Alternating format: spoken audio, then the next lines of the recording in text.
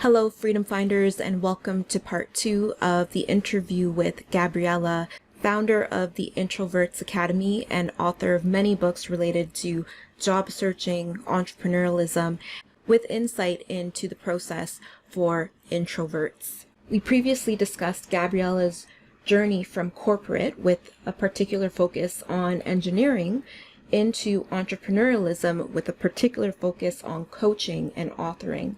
We've also discussed the importance of mindset and also distinguishing between one's skill set and categorizing oneself into a certain profession instead of recognizing the different qualities that one has. Now let's continue discussing several of the activities in one of Gabriela's book, which was very helpful with deciding what's important in life, but also aligning that with what's important in one's career.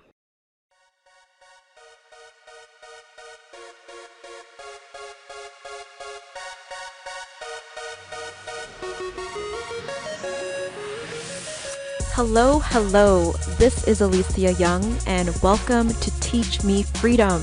This podcast is about learning how to live a freer life from authors, entrepreneurs, and experts, those who have done it and who teach others how to do it as well, and what it feels like while applying those methods to our lives along the way. Every episode will deliver resources, anecdotes, and/or reviews to support you in living a more freedom-filled life. Let's jump in.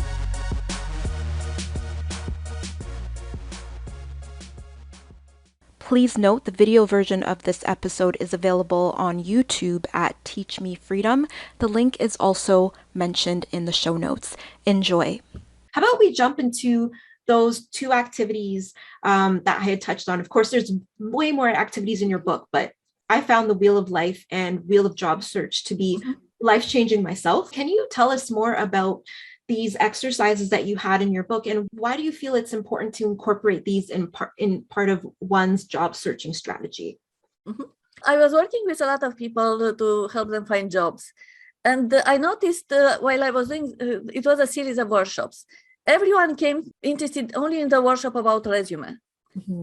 And while I was sharing with them about resume, what they can do, I was bringing in some other elements from the other workshops. And I said, I don't have time right now, but you can come to the other workshop about effective strategies, the other one about interviews, the other one about effective communication. So I opened their mind, because a lot of people who are looking for jobs, they are like, I just need a perfect resume and a job posting. I send my resume, I'm invited to the interview, and that's it. But there are so many other elements that can help you find a job faster and more accurate with what you really want, more appropriate for what you really want. And especially if you want a job that will help you build the careers that you want. So there is a totally different approach that you can take. And what I wanted to do with those two exercises, it was to open their mind, to give them a holistic approach to job search. But in order to introduce a holistic approach to job search, I introduced first a holistic approach to life. That Wheel of Life, it's a tool that we are using in coaching, in life coaching. When we meet a client the first time, we ask them to do the exercise, the Wheel of Life. With a wheel, you divide it in 8 segments: career, personal development, environment, family, and friends, those people who support you morally. Feeling loved, how much you love about yourself. It's that interaction with yourself, what you think about yourself. Hobbies, money, also how you manage the money, and health. So when you look at your life from the different perspectives, and you start putting a note in each of these areas, the degree of satisfaction in this moment, right now, when you do the exercise, how satisfied are you with your career, with each of these areas? And then you draw a line to connect those marks. You realize that actually your life, if you think about this wheel like a wheel of your car, life is like your car and has a wheel like this. How your life is going with a wheel like this is like pretty bumpy. So you realize why it's that way. The ride, it's kind of not the way you would like it to be smoothly. And you also notice what are the areas that you have to focus more on. What are the areas that go well, that you can take the energy. For example, a lot of people who are doing job search, they don't pay attention to their hobbies. They don't spend time with their hobbies. But actually, when you spend time with what you really love, you get that energy from inside and that enthusiasm, and you bring it in your job search, and you go to an interview and they see you energized and passionate, and they don't know that you just did something that you like. That's why you're that way. But they connect with your energy. So you have more chances to get an interview than when you go frustrated and stressed out that you didn't get a chance to an interview in the last 3 months. And, so the way you present yourself, it's affecting your results in job search. So I put that wheel of life so they understand the concepts. Then I design a wheel of job search, the same concept of a circle that you divide in 8. And I put in that wheel of job search, I have it in front of me. One of the area is what I want. So you need to start with what you really want, long term. Yeah. What do I really want? If I have all the conditions, all the skills and expertise, what would I really love to do? In what conditions? When you start designing that, get more clarity about that. That's very useful, even for the job search that you're doing now. And I'll get back to that. Also, your mindset, your attitude. What are the things that you consider barriers? Do you consider a barrier that let's say you do a career change, a barrier you might consider that I don't have experience in the new direction? That's just a mental barrier. It's a limiting belief. And I have in the book exercises how we can get rid of those beliefs and put more empowering ones, because if you're coming from one career to another, you still have some experience. You have transferable skills. There are things that you can rely on. But if you think I have nothing and you go to an interview, you wonder why they invited me to the interview. I don't have the skills and experience. I'm just starting.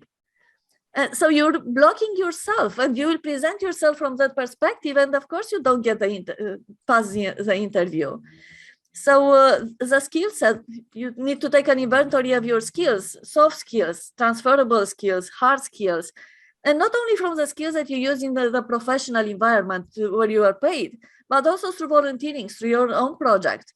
You might use some skills. I developed my leadership skills through volunteering, through starting projects. I started an English-French Toastmasters Club. I started a meetup group. And I realized, I like to be a leader, and I might be a better leader than the ones that I had before in other groups or situations. So you discover more about yourself, but also it gives you new ideas of skills that you can list on your skill set inventory. So you make a list of all your skills. You also think of past versus future. For example, I went from engineering to coaching. It's not that I'm just switching from one to another. What are the things that I can take from the past that can help me on the new direction? When I applied for that position to start a mentoring program for professional newcomers, I said, I have experience as a professional, and now I have the skills to help other professionals. Mm-hmm. So I position myself that has more than just the skills for that specific position. And I never had, before that position, experience in starting a program. And that was a totally new program. So they accepted me because I presented myself in a way that was more attractive, and because I did volunteering with the same organization where I applied for that position. Mm-hmm. So I put my image before, 3 years before I had the idea to apply for a position with them. Yeah. So you start working on projecting the image that you want to project through volunteering, through what you're doing on social media. So you put out there an image, and when you need that image, it's already there. You don't have time right now. I'm looking for a job. You don't have time to build that image right now. But if you're perseverant and you're talking about what you're doing, let's talk about LinkedIn. You have a profile, and you start being more proactive, reaching out to people, sharing articles, commenting on other people's posts. You increase your visibility. People see what you think, what you care about. So they get an image of who you really are, even if they didn't really meet you. Mm-hmm. Like I projected the image of what I can offer when you read my books, even if you didn't meet me before. So you don't have to write a book to do that, but it's kind of an extreme example, but I hope people get the point. that you have to do something all the time, not only when you want to start your job search. It's the same as building the network. If you just start to build a network right now because you need a job, you don't have enough credibility and trust, even with the people that you meet right now. But if you start building along the way, you can go back to those people who are in your network saying, hey, I'm looking for a new job. I'm looking for a job in this direction. Do you know someone, or do you have some information, or know some companies that might need my skills? So you already have that network. So there's something that you need to build. That's why I have a separate area in the Wheel of Job Search about networking. Another one about effective communication, because a lot of people say, oh, I have communication skills. Everyone has communication skills. The question is how effectively we communicate. How effectively we communicate. So I'm also trained in organizational relationship systems coaching. So I brought in that chapter about attitudes for effective communication. I put my system coaching hat to help you understand the different perspective you have to look from when you start communicating with people. You have to do research. For example, when you know what you want, and you also start thinking, if I know what I want long term, what could be a job or 2-3 jobs that I can take right now that can take me closer to the long-term goal? And as a first step in that direction. So when I get an idea of 2-3 positions that I could look for, then I start thinking about, and that's another area, who can hire me? Who could be what companies could need someone with my skills, expertise, or what I can bring to them? Even if you're just starting your job search, you're just fresh out of university, who might need someone with my passion and enthusiasm and what I want to do to help them? So you start creating a list, and then you do your research. That's another area in the job search. Start finding those companies, people who work in those companies, start asking questions, research about what they are doing, what the challenges they have, so you can position yourself as someone who can help them overcome those challenges. So see, it's more than just a resume job posting. So when you start looking at all these aspects, and you do the same exercise, putting marks and see which one you have to focus more on to go from 0 to 10, or from 7 to 10 in those areas, you also realize that they are interconnected. When you work on one area, it improves the other areas as well. So when you start looking at the job search from this holistic approach, you start realizing what are the aspects in your job search that are not working well. I'm talking about the job search process. What are the weakest part of your job search process that you can strengthen? Is it that I don't get an interview? Maybe you have to work on how you get to that point. Maybe you don't pass the interview. Maybe you send your resume in many directions. Maybe while you can focus narrow on a certain niche, and more narrow the niche, more you can advance in your job search. More people hear about you if you're doing informational interviews, for example. So, and you can connect from one person to another, and this will open up their network, the information they have right now when they talk to you, or maybe later when they hear about that, they might connect it with you and send you that information, or maybe a job posting. So there are a lot of things that you need to consider to tap, especially if you want to tap into the hidden job market, where people say there are kind of 80% of jobs. And funny enough, some of the jobs are not even created yet. Some companies have the luxury to create a position if they see the right fit for that person to help the company. First time when I heard about that, I was kind of, should I believe it or not? I was at a job fair visiting different booths. At one point, I saw someone sitting at the booth, and no one was talking to him. I went there and talked to him. And in the discussion, he told me that there are companies who can create job postings. And then I talked with another hiring manager, and he said the same thing. Managers, they know who will leave the team soon, who will go in maternity leave, who will go study, who maybe there is a project coming up. They know what they need down the lane. So if you find a way to approach them directly or indirectly, and they see they need someone like you, they might create the job right now. And to give you that example, it was someone who graduated university in Vancouver, and she moved to Toronto. So she didn't know anyone in Toronto, no experience in her field. She attended 2 of my workshops. By the way, all the workshops I was doing live are in that book, Introverts Leverage Your Strengths for an Effective Job Search. I found a way to bring that experiential experience into the written format. So she came to the workshop about mindset and about attitudes for effective communication. And she realized that she's not assertive enough. She was just, like you were saying, looking for positions on internet and applying for those positions. And if you're seeing that position, how many other candidates see that? So you have a lot of competition when you respond only to those positions. And especially if you just graduate, you might not be the ideal candidate for that position. But she also came to the workshop about LinkedIn. So she understood that she's not assertive enough. So she got eager to be more assertive about what she can do.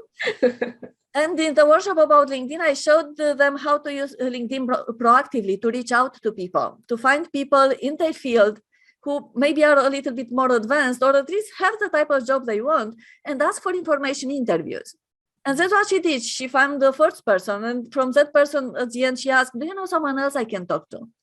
And when she went to the second person, she kind of borrowed the credibility this person already have. So the second person was more open. And from that third person, in 2 weeks and a half, she approached someone for an informational interview, and she got a call, would you like to come for a real job interview? That is so cool. She went directly for the job interview, and she got the position. They created the position because they needed someone like her. Wow. Okay.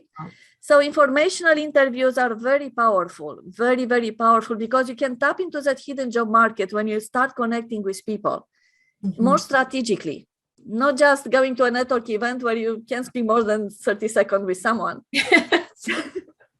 Especially if you're an introvert, even if you speak, you not feel at ease in an environment like this. So you project an image that is not the right image of who you really are and what you're capable of. Yeah. So there are a lot of other strategies. That's why I wanted to put everything in that book.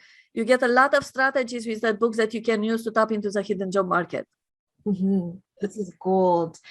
And hearing you talk about all the different areas, it was very enriching, because like, as you share that example of that recent graduate who's doing the informational interviews, and then as a result, it led to an actual interview where they created a role for her.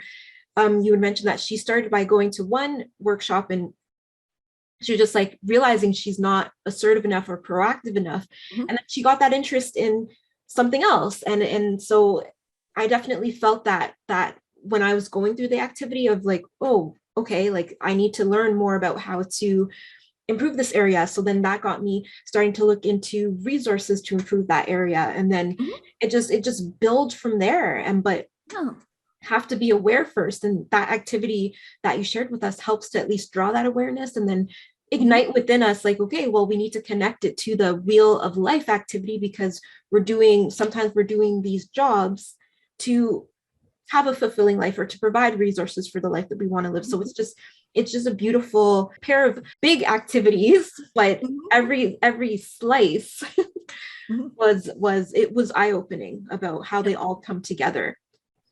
Yeah, I also say that people need to expand their awareness. And when you expand the awareness, you become aware of what you can do. And when you become aware of what you can do, you look at how can I do it? And when you find out how you can do it, and you know that it's meaningful to you because you went through this process, because you want something meaningful, you get the energy and enthusiasm to do it. And that will lead you somewhere.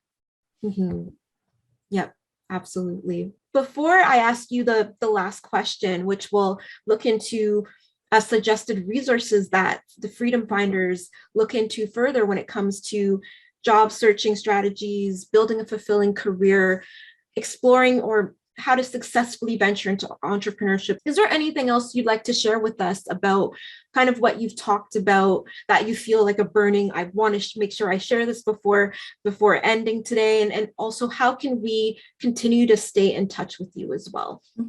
Okay, thank you. I like to clarify, because you mentioned that sequence TFAR. There are two types of communication. There is communication with others, and there is inner communication, what you tell yourself.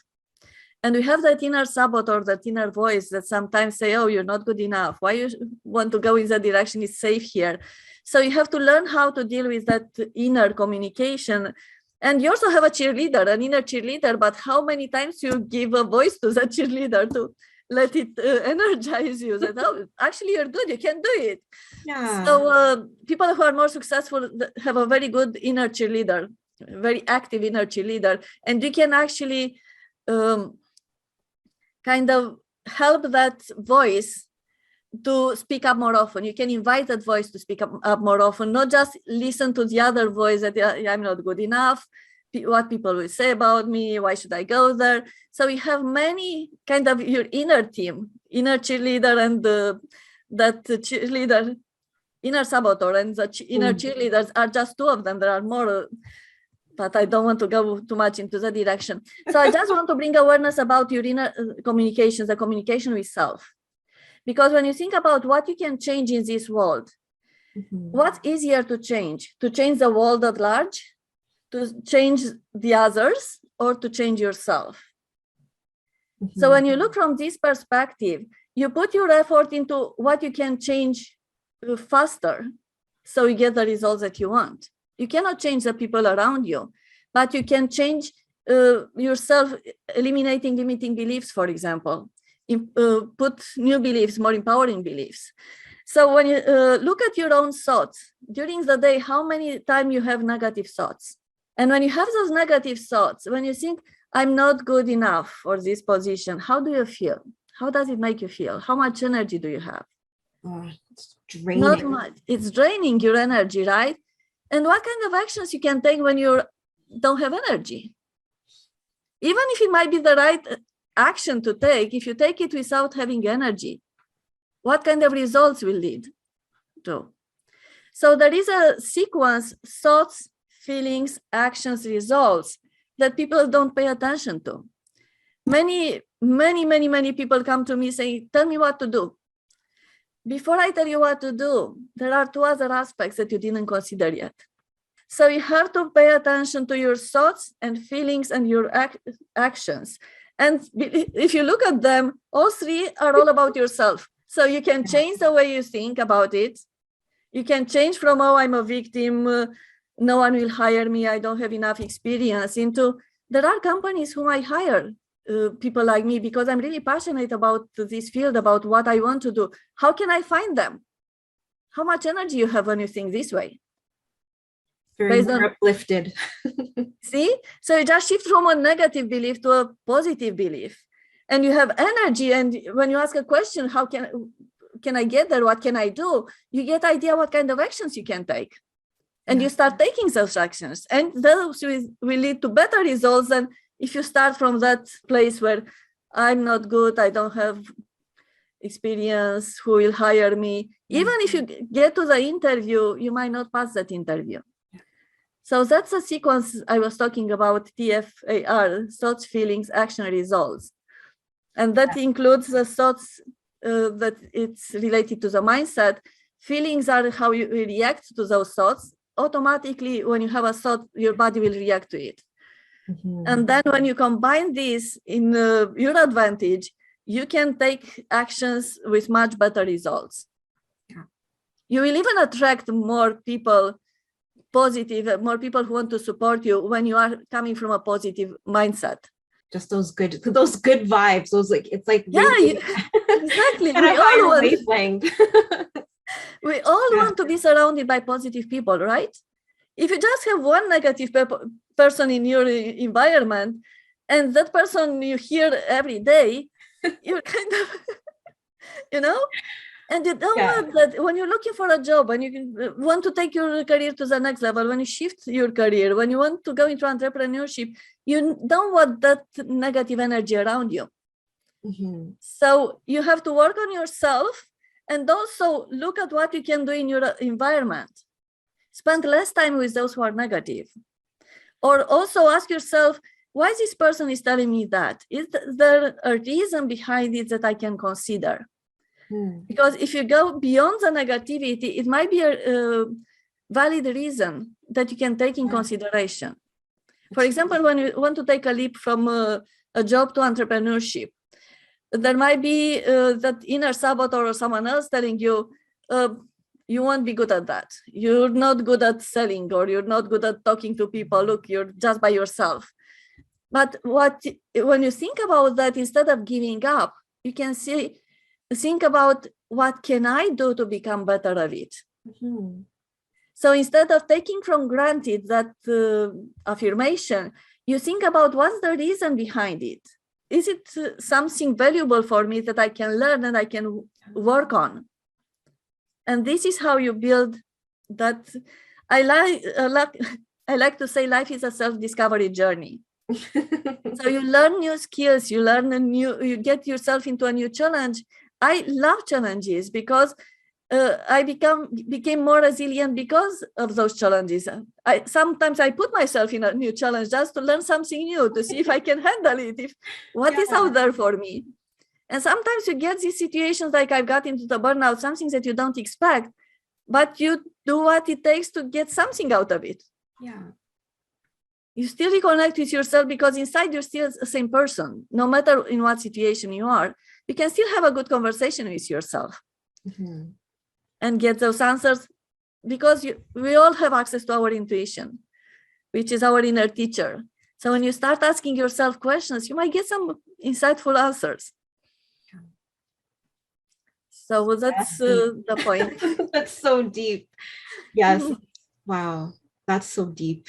Can definitely see the coach coming out of you. Like, it's like, it's just so natural. Mm-hmm. And like when you spoke about that, the sequence, it reminded me of like CBT, mm-hmm.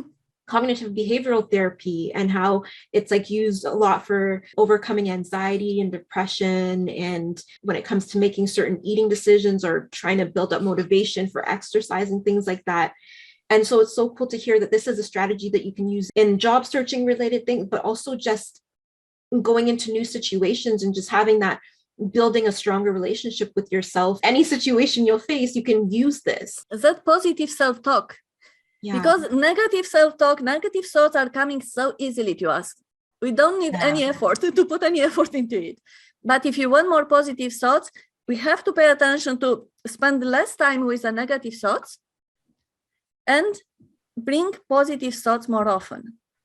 And more you do it, more that area of the mind that brings more negative thoughts becomes smaller, and the positive way of thinking becomes a bigger part of your way of thinking. So it's not that you eliminate everything, but you bring more positivity. And when you bring more positivity in your way of thinking, you get more energy and more enthusiasm to take the actions that you want. So everything is related. Yeah. Well, it's so cool when that happens.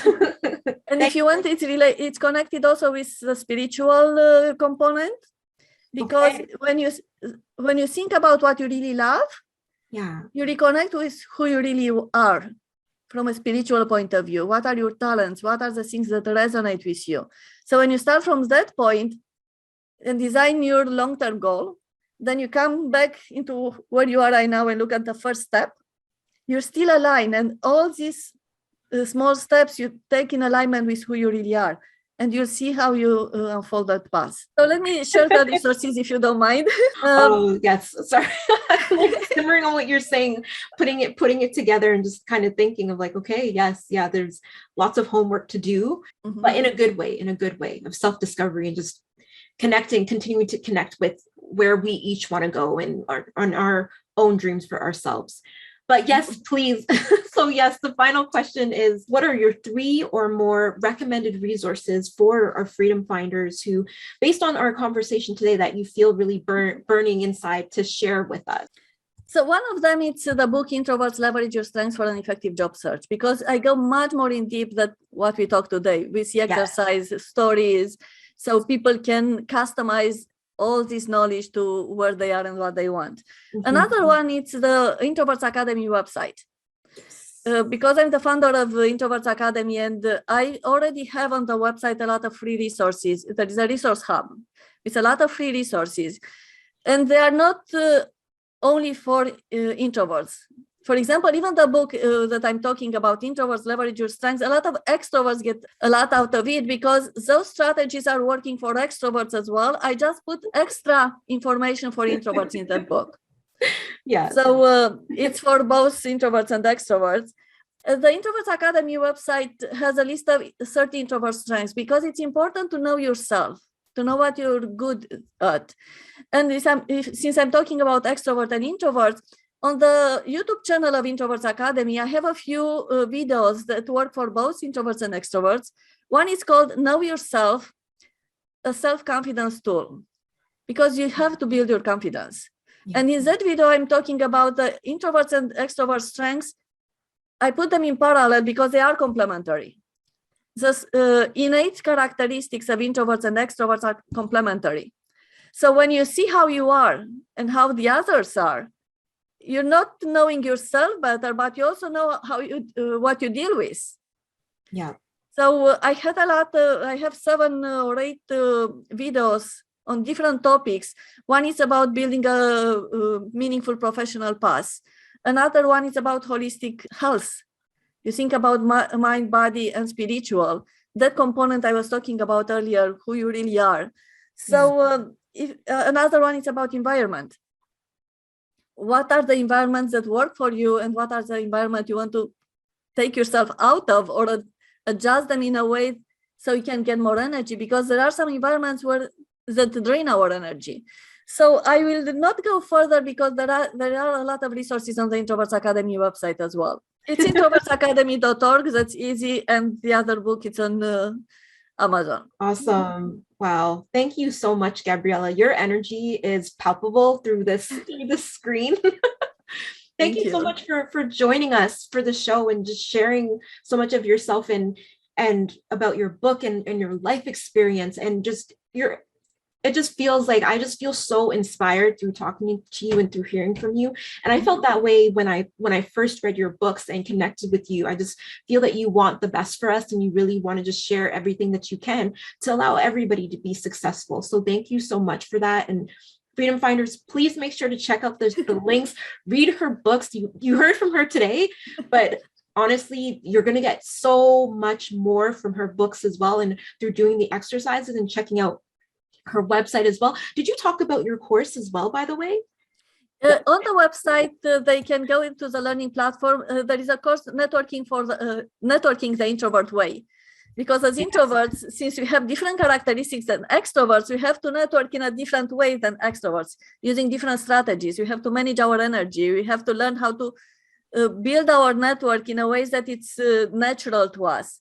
Because introverts are much better at nonverbal. If I mention just one characteristic, while extroverts are very good at verbal communication. Introverts are good at collaboration. Extroverts are good at confrontation, competition. So they are using their strengths in building their network and their careers. So we need to use our strengths as introverts to build the career professional path that we want. So in that course, Networking the Introvert Way, I'm talking specifically to introverts, how they can use their strengths to build that network that can help them professionally and also in their life. So there are a lot of chapters in that about mindset as well. So I just took that topic and I look at it from a holistic approach as well. Awesome. Yes, we'll post all the info. So please make sure that you check it out, Freedom Finders. And thank you again, Gabriela. You are amazing and we are so grateful for you. And Freedom Finders, always remember to honor your time and honor your energy. And we'll be back for our next episode. Thank you so much for tuning in to this episode of the Teach Me Freedom podcast. We hope you enjoyed it and found it beneficial. Feel free to reach out to us at teachmefreedom2020@gmail.com. And if you haven't done so yet, subscribe to the show on your favorite platform for streaming content. Feel free to comment and leave a 4 or 5-star review if you feel so inclined. Connect with you next time.